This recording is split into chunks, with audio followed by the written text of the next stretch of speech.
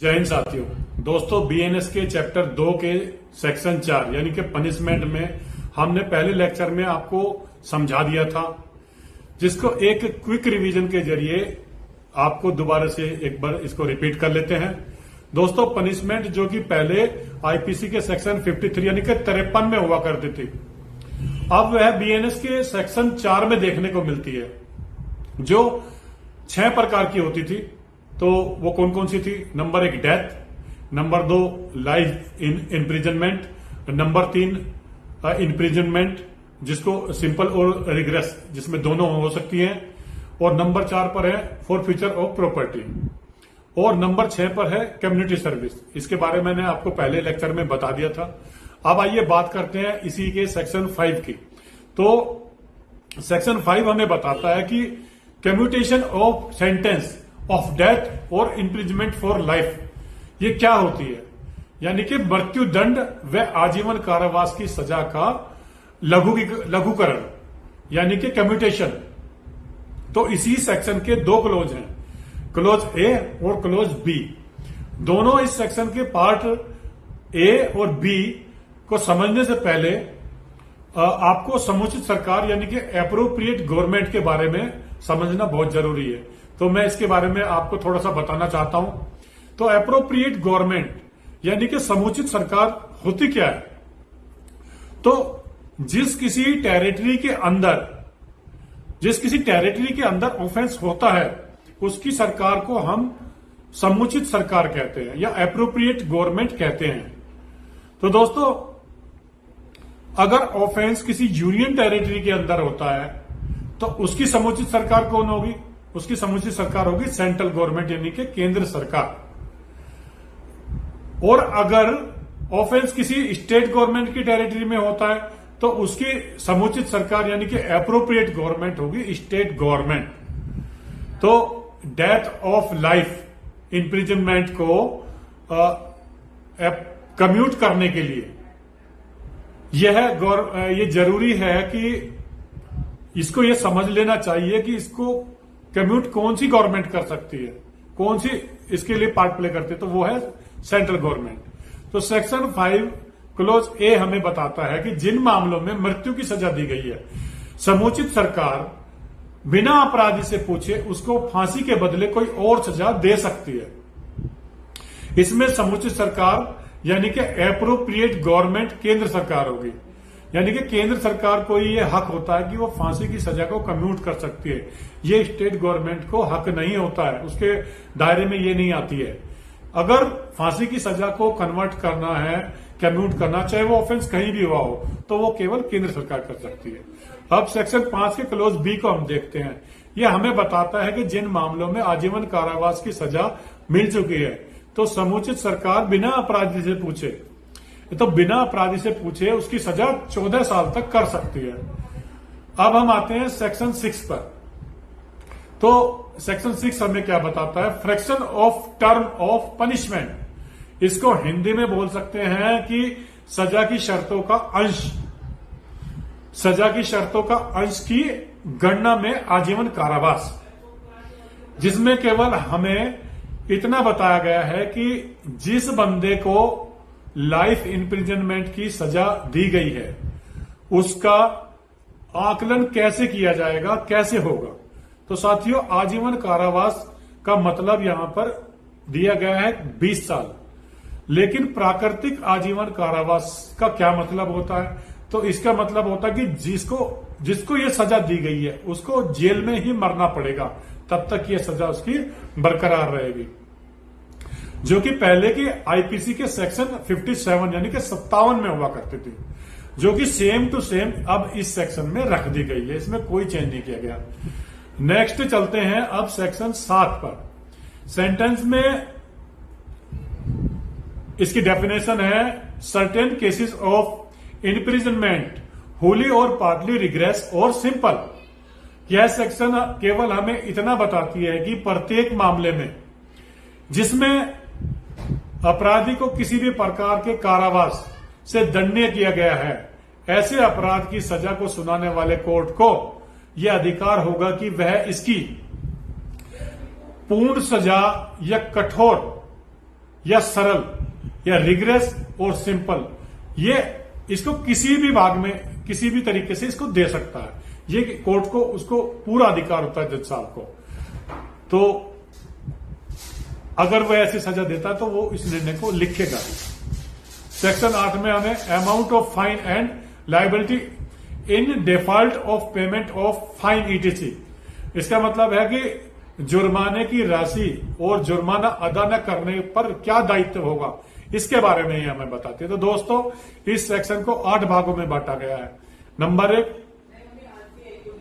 जहां किसी धारा या अपराध में जुर्माने की रकम नहीं बताई गई है, वहां वो अपराधी पर जुर्माना परिस्थितियों को देखकर लगा सकता है।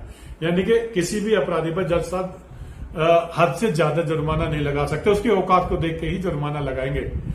और हालांकि जज साहब को यह हक होता है या अधिकार होता है कि वो अपनी इच्छा से, उनको पावर है कि वो कितना भी जुर्माना इसमें लगा सकते हैं। इसी का नंबर 2 है, अपराध के हर मामले में in every matter of offence कारावास और जुर्माना दोनों के दंडनीय अपराध जिसमें अपराधी कारावास सहित या रहित जुर्माने से दंडनीय हुआ है और समय पर जुर्माना न देने पर कोर्ट उसका सक्षम होगा कि उसे जुर्माने के बदले कारावास की सजा दे सकता है। तो उसकी मेन सजा जो होती है उससे ये सजा अलग दी जाएगी। कोर्ट ऐसा बताता है, ये न्याय ऐसा बताता है, बीएनएस ऐसा बताता है। इसके नंबर 3 में क्या है? इसे नंबर 3 में जुर्माना न देने पर 1/4 सजा से अधिक नहीं दे सकते। यानी कि फॉर एग्जाम्पल, अगर किसी मामले में 3 साल की सजा किसी को मिली है और उसको जुर्माना भी भरना है और वह व्यक्ति जुर्माना नहीं भर सकता, तो उसकी सजा को 1/4 यानी कि 3 साल का 1/4 कितना, 6 महीने और बढ़ा दिया जाएगा। मत दो जुर्माना, सजा काट लो आप। इसी के नंबर 4 पर आते हैं, जुर्माना न देने पर या सामुदायिक सेवा न करने पर जो सजा मिलेगी वह वैसी ही होगी जैसे कि अपराध वह पहले वह जो सजा वह काट रहा है। यह जो कोर्ट है ये बताएगा कि कठोर या साधारण कौन सी, रिगरस या सिंपल कौन सी होगी। अगर आपको पहले कठोर सजा मिलती है तो जुर्माना न भरने की एवज में आपको कठोर सजा मिलेगी। अगर आपको सिंपल सजा दी गई है तो जुर्माना न भरने की एवज में आपको सिंपल सजा मिलेगी। इसी के नंबर 5 पर, अगर किसी अपराधी को जुर्माना, केवल जुर्माना यानी कि फाइन की ही सजा मिली है तब क्या होगा, और वह समय से पहले जुर्माना न दे पाए तब क्या होगा, तो उसको जो जेल की सजा मिलेगी वह साधारण होगी, वो रिग्रेस नहीं हो सकती, यानी कि सिंपल इम्प्रिजमेंट ही उसको मिलेगी। जिन अपराधों में केवल जुर्माने की सजा मिलती है उसमें रिग्रेस यानी कि कठोर सजा नहीं दी जाती है। लेकिन कितनी रकम के बदले कितनी सजा मिलेगी, इसको हम कैसे डिसाइड करेंगे? जिन सजा में जुर्माना केवल 5,000 रुपए तक का है तो उसमें 2 महीने की सजा मिलेगी। जिन सजा में जुर्माना 5,000 रुपए से लेकर 10,000 रुपए तक का है उनमें केवल सजा 4 महीने की मिलेगी। और जिनमें जुर्माना 10,000 रुपए से लेके उनसे ज्यादा का है, मतलब 10,000 रुपए या उससे कितना भी ज्यादा है, तो उसमें जो मैक्सिमम सजा दी जा सकती है वो केवल 1 साल की दी जा सकती है। अब चलते हैं सेक्शन 5 के क्लोज नंबर 6 पर। तो क्लोज 6 यानी कि नंबर 6 हमें ये बताता है कि इसमें ये 2 बातें बताता है कि अगर जुर्माना न देने के कारण कोई सजा काट रहा है और वह जुर्माना दे देता है, तो जुर्माना अदा होने के बाद अगर उससे जुर्माना वसूल कर लिया जाता है तो उसको रिहा कर दिया जाएगा। दूसरी बात हमें यह बताता है कि अगर किसी जुर्माने के बदले कोई सजा दी गई है और पूरी सजा खत्म होने से पहले वह जुर्माने का कोई भाग दे देता है, तब जितना भाग वह दे चुका है उतने भाग की सजा उसकी कम कर दी जाएगी। इसके नंबर 7 पर यह हमें बताता है कि अगर अपराधी को सजा के साथ जुर्माना भी लगाया गया है, यानी कि इसको सजा भी दी गई है और जुर्माना भी लगा दिया गया है इस पे, और जुर्माना न देने पर उसके 6 वर्ष के अंदर यह अपराधी को जो 6 वर्ष की सजा मिली है या उससे ज्यादा की मिली है, जब तक वह सजा खत्म ना हो जाए उससे पहले उससे जुर्माना वसूल कर लिया जाएगा किसी भी तरीके से। अगर वह मर भी जाता है ना तो उसकी संपत्ति को जब्त करके वह जुर्माना वसूल किया जाएगा। अब हम आते हैं सेक्शन 9 पर। तो सेक्शन हमें 9 क्या बताता है? Limit of punishment of offence made up of several offence, यानी कि अनेक अपराधों से बने अपराध की सजा की क्या सीमा होगी। तो इसको 2 भागों में बांटा गया दोस्तों, इसको हम समझ लेते हैं एक बार अच्छी प्रकार से। पहले, कई कार्य द्वारा मिलकर अगर कोई अपराध बनता है तब उसे जो सजा मिलेगी वो एक ही अपराध की सजा मिलेगी। उसे एक अपराध के लिए उसकी सजा मिलेगी। दूसरे, उसमें जो दूसरा बताया गया है कि जहां कोई अपराध अलग अलग धाराओं के अनुसार करा गया है तो वहां जिस अपराध की सजा होगी वह उसके अनुसार मिलेगी। मतलब आप जानते हैं कि किसी ने एक को हर्ट कर रहा है, कोई चाकू मार रहा है, वो 10 चाकू मार रहा है तो भी उसे एक, अगर वो मर जाता है तो उसको एक बार चाकू मारने की सजा मिलेगी। इसी धारा का दूसरा भाग हमें यह भी बताता है कि जहां पर कोई एक या अनेक व्यक्ति मिलकर अलग अलग अपराध करते हैं तब उनके इरादों के तहत उन्हें सजा मिलेगी।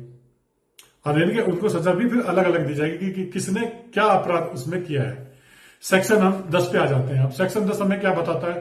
Punishment of person guilty of one of several offence the negligent stately that it's doubtful of which.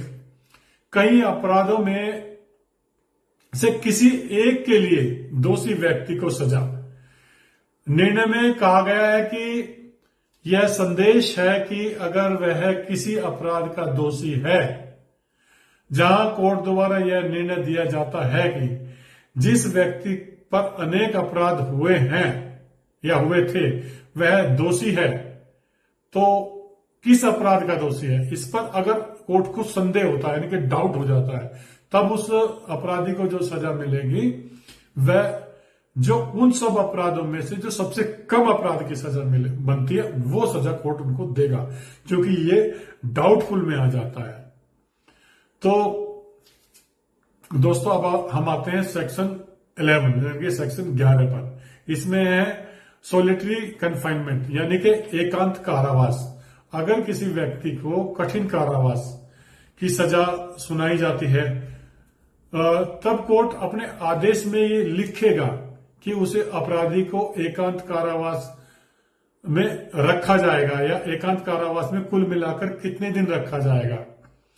तो ये मैक्सिमम जो इसमें दिया गया है कानून में, तो वो 3 महीने तक की सजा एकांत कारावास की ज्यादा से ज्यादा दी जा सकती है। एकांत कारावास का मापदंड इस प्रकार होगा जैसे कि 6 महीने के जो 6 महीने तक के अपराध हैं उनमें एकांत कारावास केवल 1 महीने तक का दिया जा सकता है, और 6 महीने से 1 वर्ष के जो अपराध हैं जो सजा मिली है उसमें एकांत कारावास 2 महीने तक का दिया जा सकता है, और 1 साल से ज्यादा के कारावास में अधिकतम सॉलिटरी कन्फाइनमेंट यानी कि एकांत कारावास 3 महीने तक ही दिया जा सकता है। इससे ज्यादा तक बिल्कुल भी नहीं दिया जा सकता है। तो अब हम आते हैं सेक्शन 12 पर। इसमें क्या बताया गया है? लिमिट ऑफ सोलिटरी कन्फाइनमेंट, यानी कि एकांत कारावास की सीमा क्या होगी। तो एकांत कारावास को लगातार 14 दिन से ज्यादा का नहीं दिया जा सकता, और एक बार एकांत कारावास अगर 14 दिन का दे दिया गया है तब दोबारा उसको 14 दिन से पहले एकांत कारावास नहीं दिया जा सकता, लेकिन 14 दिन का फिर गैप होना बहुत जरूरी है। और अगर कारावास 3 महीने से ज्यादा का हो तब संपूर्ण कारावास, जो पूर्णतः का जो पूरा टेन्योर है कारावास का, वो 1 महीने में केवल 7 दिन तक का एकांत कारावास उसको दिया जा सकता है। यह एकांत कारावास से निकलने के बाद अगर इसको दोबारा एकांत कारावास देते तो 7 दिन का गैप इसमें रखना बहुत जरूरी है। तो दोस्तों पनिशमेंट का जो नेक्स्ट और आखिरी सेक्शन होगा वो है section 13, enhancement of punishment for certain offences after previous conviction, यानी कि पिछली सजा के बाद कुछ अपराधों के लिए बढ़ी हुई सजा। भारत में किसी कोर्ट द्वारा बीएनएस के चैप्टर 10 व बीएनएस के चैप्टर 17 के तहत 3 वर्ष या उससे अधिक के समय के लिए दोनों में से कैसे भी कोई सजा दी गई है, कोई दोषी पाया गया है उसका, और उसके बाद में उन पर जो उनके तहत उनको उतने समय का इन्हीं धाराओं में दोबारा से वह दोषी पाया जाता है, तब उसको जो कारावास होगा वो 10 वर्ष का होगा। इस मतलब 10 वर्ष तक का फिर उसे कारावास दिया जाएगा। तो दोस्तों इसी के साथ में यह चैप्टर यहीं पर समाप्त होता है। नेक्स्ट चैप्टर के लिए मैं जल्दी लाने की कोशिश करूंगा, और तब तक के लिए इजाजत दीजिए। और कहीं मैं इस वीडियो को में मेरी कोई गलती हो गई है तो इसके लिए क्षमा प्रार्थी हूं। इसको शेयर व लाइक जरूर कर दीजिएगा। इसी के साथ धन्यवाद।